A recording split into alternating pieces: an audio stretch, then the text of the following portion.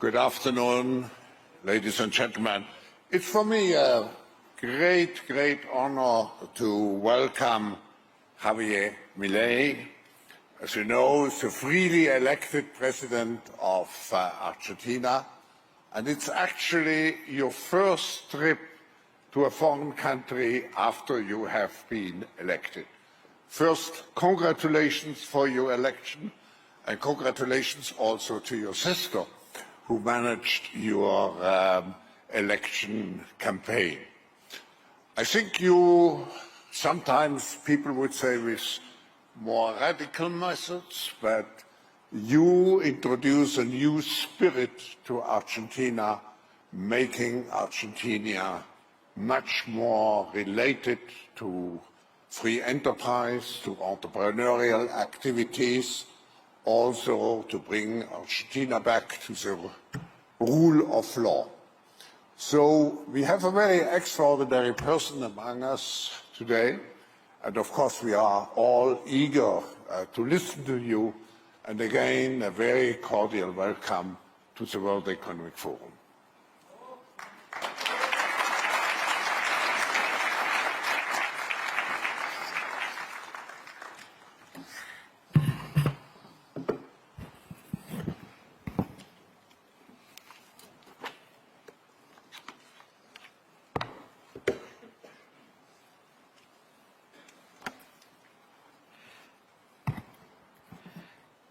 Buenas tardes, muchas gracias. Hoy estoy acá para decirles que Occidente está en peligro. Está en peligro porque aquellos que supuestamente deben defender los valores de Occidente se encuentran cooptados por una visión del mundo que inexorablemente conduce al socialismo y, en consecuencia, a la pobreza. Lamentablemente, en las últimas décadas, motivados por algunos deseos bien pensantes de querer ayudar al prójimo y otros por el deseo de pertenecer a una casta privilegiada, los principales líderes del mundo occidental han abandonado el modelo de la libertad por distintas versiones de lo que llamamos colectivismo. Nosotros estamos acá para decirles que los experimentos colectivistas nunca son la solución a los problemas que aquejan a los ciudadanos del mundo, sino que, por el contrario, son su causa. Créanme, nadie mejor que nosotros los argentinos para dar testimonios de estas dos cuestiones. Cuando adoptamos el modelo de la libertad, allá por el año 1860, en 35 años nos convertimos en la primer potencia mundial, mientras que cuando abrazamos el colectivismo, a lo largo de los últimos 100 años, vimos cómo nuestros ciudadanos comenzaron a empobrecerse sistemáticamente hasta caer en el puesto número 140 del mundo. Pero antes de poder dar esta discusión, sería importante que primero viéramos los datos que sustentan por qué el capitalismo de libre empresa no solo es un sistema posible para terminar con la pobreza del mundo, sino que es el único sistema moralmente deseable para lograrlo. Si consideramos la historia del progreso económico, podemos ver cómo desde el año 0 hasta el año 1800 aproximadamente, el PBI per cápita del mundo prácticamente se mantuvo constante durante todo el periodo de referencia. Si uno mira un gráfico de la evolución del crecimiento económico a lo largo de la historia de la humanidad, uno estaría viendo un gráfico con la forma de un palo de hockey, una función exponencial que se mantuvo constante durante el 90% del tiempo y se dispara exponencialmente a partir del siglo XIX. La única excepción a esta historia de estancamiento se dio a finales del siglo XV con el descubrimiento de América. Pero salvando esta excepción, a lo largo de todo el periodo entre el año 0 y el año 1800, el PBI per cápita a nivel global se mantuvo estancado. Ahora bien, no solo que el capitalismo generó una explosión de riqueza desde el momento que se adoptó como sistema económico, sino que, si uno analiza los datos, lo que se observa es que el crecimiento se viene acelerando a lo largo de todo el periodo. Durante todo el periodo comprendido entre el año 0 y el 1800, la tasa de crecimiento del PBI per cápita se mantuvo estable en torno al 0,02% anual, es decir, prácticamente sin crecimiento. A partir del siglo XIX, con la revolución industrial, la tasa de crecimiento pasa al 0,66%, A ese ritmo, para duplicar el PBI per cápita, se necesitarían crecer durante 107 años. Ahora bien, si observamos el periodo entre 1900 y 1950, la tasa de crecimiento se acelera al 1,66% anual. Ya no necesitamos 107 años para duplicar el PBI per cápita, sino 66. Y si tomamos el periodo comprendido entre 1950 y el año 2000, vemos que la tasa de crecimiento fue de 2,1% anual, lo que derivaría en que en solo 33 años podríamos duplicar el PBI per cápita del mundo. Esta tendencia, lejos de detenerse, se mantiene viva aún hoy. Si tomamos el periodo entre el año 2000 y el 2023, la tasa de crecimiento volvió a acelerar el 3% anual, lo que implica que podríamos duplicar nuestro PBI per cápita en el mundo en tan solo 23 años. Ahora bien, cuando se estudia el PBI per cápita desde el año 1800 al día de hoy, lo que se observa es que luego de la revolución industrial, el PBI per cápita mundial se multiplicó por más de 15 veces, generando una explosión de riqueza que sacó de la pobreza al 90% de la población mundial.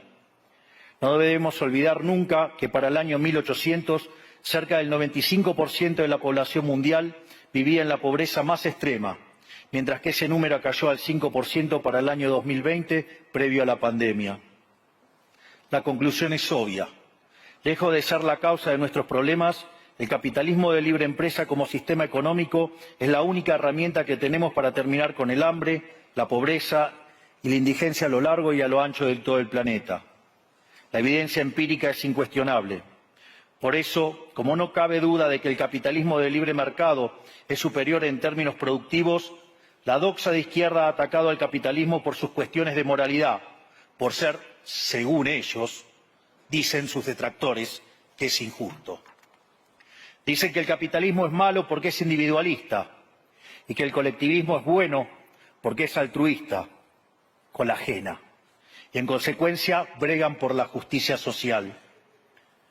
Pero este concepto que en el primer mundo se ha puesto de moda en la última época, en mi país es una constante del discurso político desde hace más de 80 años. El problema es que la justicia social no es justa, sino que tampoco aporta al bienestar general. Muy por el contrario, es una idea intrínsecamente injusta, porque es violenta. Es injusta porque el Estado se financia a través de impuestos, y los impuestos se cobran de manera coactiva. ¿O acaso alguno de nosotros puede decir que paga los impuestos de manera voluntaria? Lo cual significa que el Estado se financia a través de la coacción, y que a mayor carga impositiva, mayor es la coacción, menor es la libertad. Quienes promueven la justicia social parten de la idea de que el conjunto de la economía es una torta que se puede repartir de una manera distinta.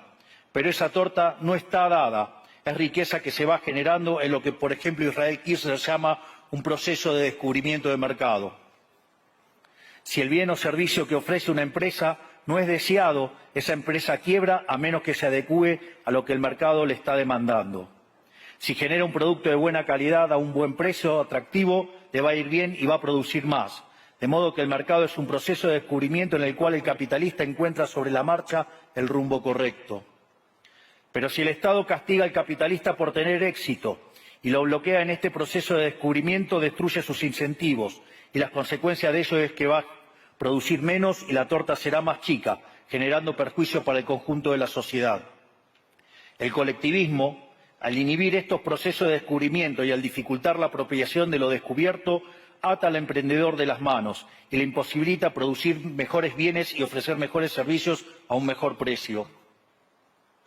¿Cómo puede ser entonces que desde la academia, los organismos internacionales, la política y la teoría económica se demonice un sistema económico que no solo ha sacado de la pobreza más extrema al 90% de la población mundial y lo hace cada vez más rápido, sino que además es justo y moralmente superior? Gracias al capitalismo de libre empresa, hoy el mundo se encuentra en su mejor momento. No hubo nunca en toda la historia de la humanidad un momento de mayor prosperidad que el que vivimos hoy.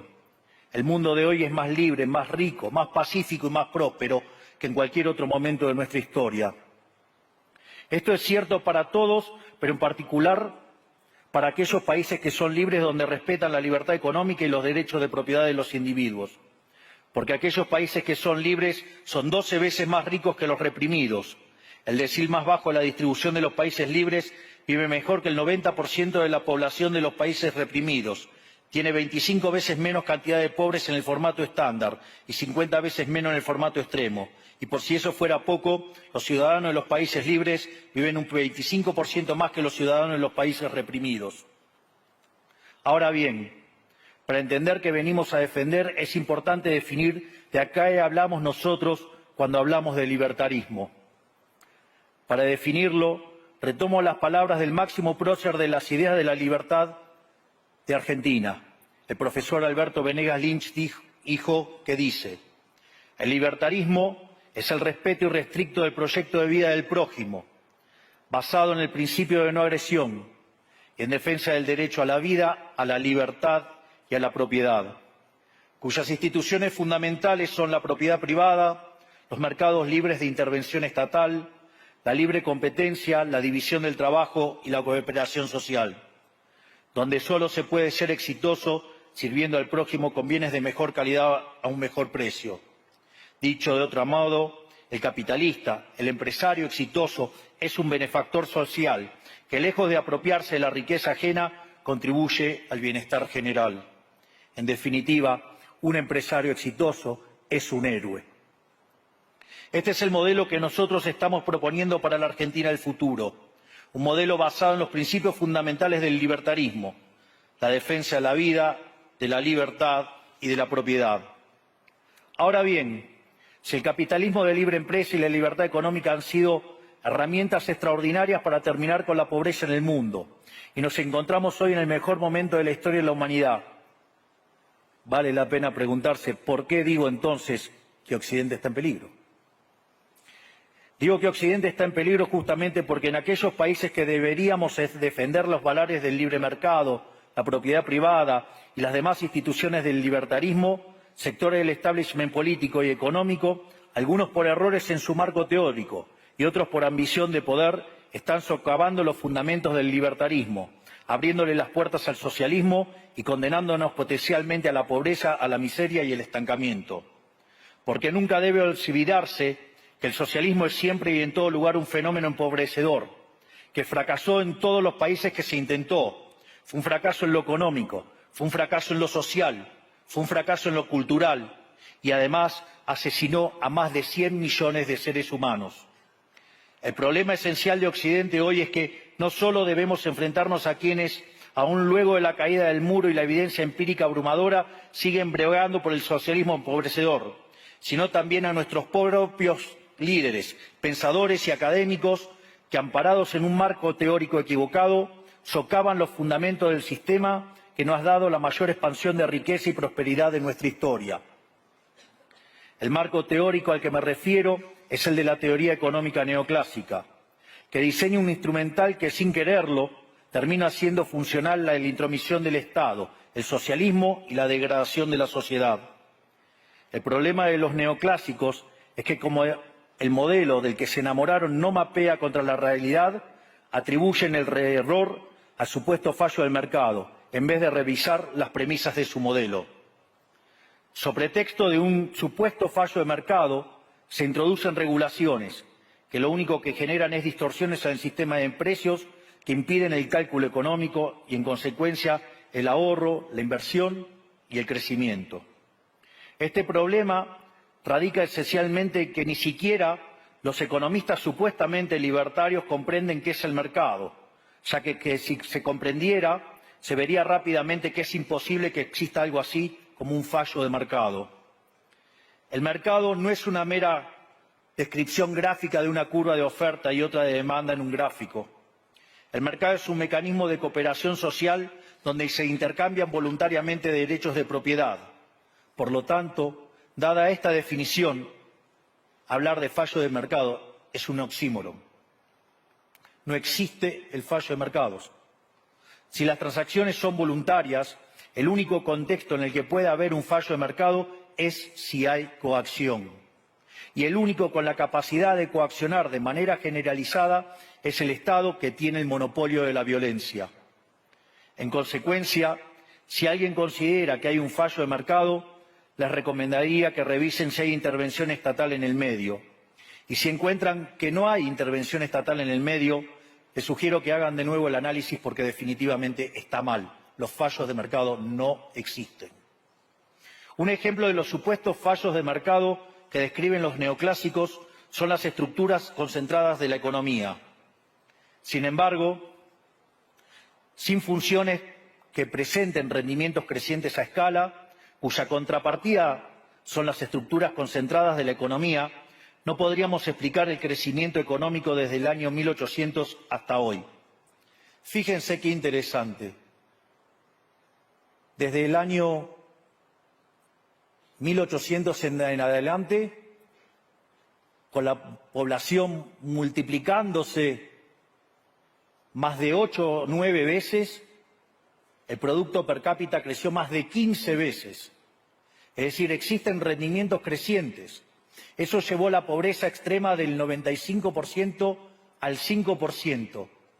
Sin embargo, esas presencias de rendimientos crecientes implican estructuras concentradas, lo que se llamaría, por ejemplo, un monopolio. ¿Cómo puede ser que algo que haya generado tanto bienestar para la teoría neoclásica, eso es un fallo de mercado? Economistas neoclásicos, salgan de la caja. Cuando el modelo falla, no hay que enojarse con la realidad, hay que enojarse con el modelo y cambiarlo. El dilema que enfrenta el modelo neoclásico es que dicen querer perfeccionar el funcionamiento del mercado atacando lo que ellos consideran fallos, pero al hacerlo no solo abren las puertas del socialismo, sino que atentan contra el crecimiento económico. Ejemplo, regular monopolios, destruirle las ganancias y destrozar los rendimientos crecientes, automáticamente destruiría el crecimiento económico. Dicho de otro modo, cada vez que ustedes quieran hacer una corrección de un supuesto fallo de mercado, inexorablemente, por desconocer lo que es el mercado o por haberse enamorado de un modelo fallido, están abriendo las puertas al socialismo y están condenando a la gente a la pobreza.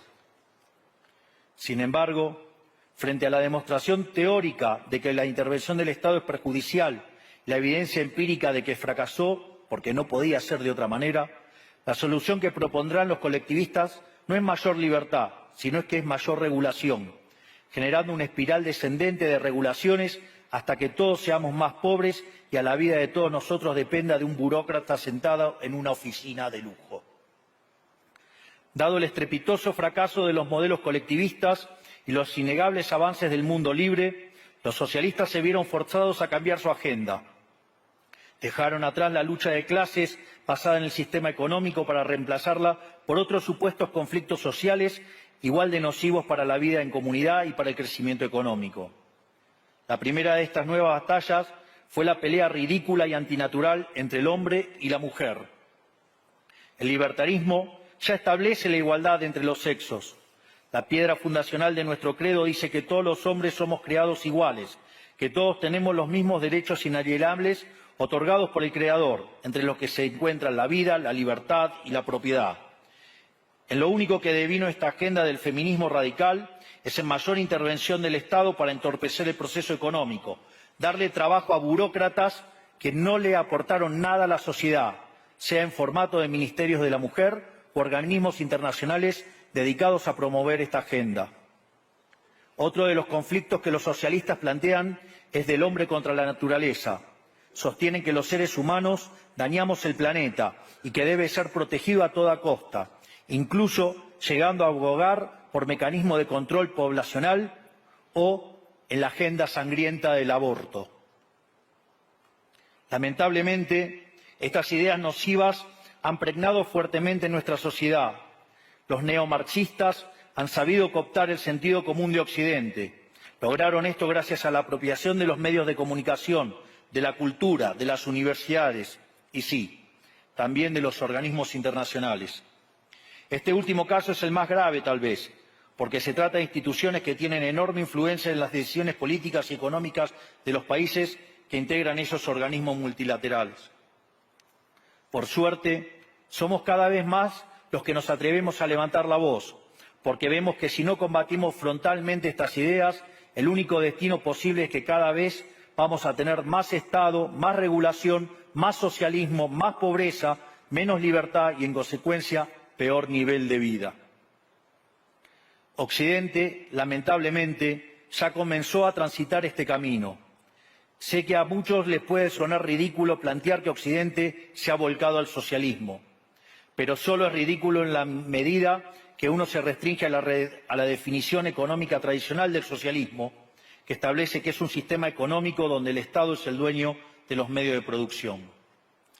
Esta definición debería ser, desde mi punto de vista, actualizada a las circunstancias presentes. Hoy los Estados no necesitan controlar directamente los medios de producción para controlar cada aspecto de la vida de los individuos. Con herramientas como la emisión monetaria, el endeudamiento, los subsidios, el control de la tasa de interés, los controles de precios y las regulaciones para corregir los supuestos fallos de mercado, pueden controlar los destinos de millones de seres humanos. Así es como llegamos al punto en el que, con distintos nombres o formas, buenas partes de las ofertas políticas generalmente aceptadas en la mayoría de los países de Occidente son variantes colectivistas. Ya sea que se declamen abiertamente comunistas, fascistas, nazis, socialistas, socialdemócratas, nacionalsocialistas, demócratas cristianos, keynesianos, neokeynesianos, progresistas, populistas, nacionalistas o globalistas. En el fondo, no hay diferencias sustantivas. Todos sostienen que el Estado debe dirigir todos los aspectos de la vida de los individuos. Todas definen un modelo contrario al que llevó a la humanidad al progreso más espectacular de su historia. Nosotros venimos hoy aquí a invitar a los demás países de Occidente a que retomemos el camino de la prosperidad. La libertad económica, el gobierno limitado y el respeto irrestricto de la propiedad privada son elementos esenciales para el crecimiento económico.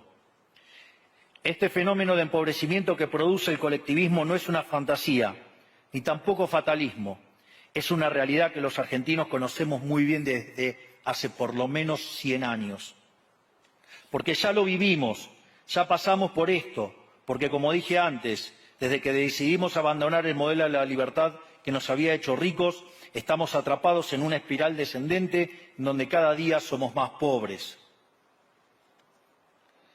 Esto es, ya lo vivimos nosotros y estamos acá para alertarlos acerca de lo que puede pasar si los países de Occidente, que se hicieron ricos con el modelo de la libertad, continúan por este camino de servidumbre. El caso argentino es la demostración empírica de que no importa cuán rico seas, cuántos recursos naturales tengas, no importa cuán capacitada esté la población, ni cuán educada sea, ni cuántos lingotes de oro haya en las arcas del Banco Central. Si se adoptan medidas que entorpecen el libre funcionamiento de los mercados, la libre competencia, los sistemas de precios libres, si se entorpece el comercio, si se atenta contra la propiedad privada, el único destino posible es la pobreza. Por lo tanto, para finalizar, quiero darles un mensaje a todos los empresarios aquí presentes y a los que no están, pero nos están siguiendo desde todas partes del planeta. No se dejen amedrentar ni por la casta política ni por los parásitos que viven del Estado. No se entreguen a una clase política que lo único que quiere es perpetuarse en el poder y mantener sus privilegios. Ustedes son benefactores sociales, ustedes son héroes, ustedes son los creadores del periodo de prosperidad más extraordinario que jamás hayamos vivido. Que nadie les diga que su ambición es inmoral. Si ustedes ganan dinero es porque ofrecen un mejor producto a un mejor precio, contribuyendo de esa manera al bienestar general. No cedan al avance del Estado. El Estado no es la solución. El Estado es el problema mismo. Ustedes son los verdaderos protagonistas de esta historia y sepan que a partir de hoy cuentan con Argentina como un aliado incondicional. Muchísimas gracias y ¡viva la libertad, carajo!